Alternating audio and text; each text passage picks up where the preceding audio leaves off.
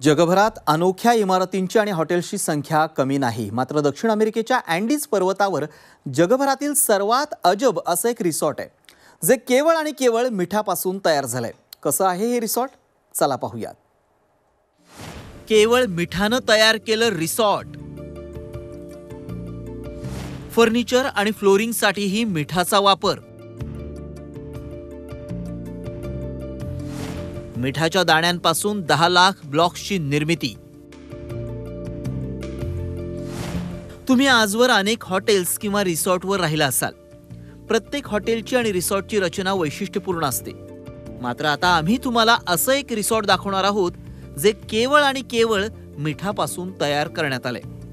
ऐकून कदाचित तुमचा विश्वास बसणार नाही, मात्र हे अगदी खरं आहे. या रिसॉर्टचं नाव आहे पॅलेसियो डी साल. हे रिसॉर्ट पृथ्वीच्या सर्वात भव्य मिठागराच्या मैदानावर वसवलं गेलंय. या रिसॉर्टमधील फर्निचर, फ्लोरिंग, अगदी मूर्ती सुद्धा मिठापासून तयार करण्यात आल्या आहेत. इतकंच नाही तर इथले खाद्यपदार्थ सुद्धा केवळ मिठापासूनच तयार केलेले असतात. अमेरिकेच्या अँडीज पर्वतावरील बोलिव्हियातील सालार डी उयपुनीच्या तटावर हे रिसॉर्ट आहे. याचा अर्थ मिठाचा महाल असाही होतो. या तटावर 4000 चौरस मैल अंतरात हे मिठागर आहे.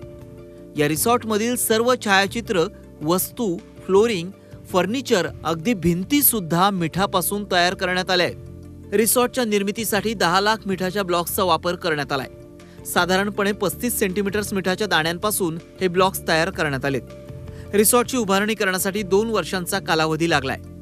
या रिसॉर्टचं आणखी एक वैशिष्ट्य म्हणजे यातल्या खोल्यांमधून अमेरिकेतील विशाल वाळवंटाचा नजारा डोळ्यात साठवून ठेवता येतो.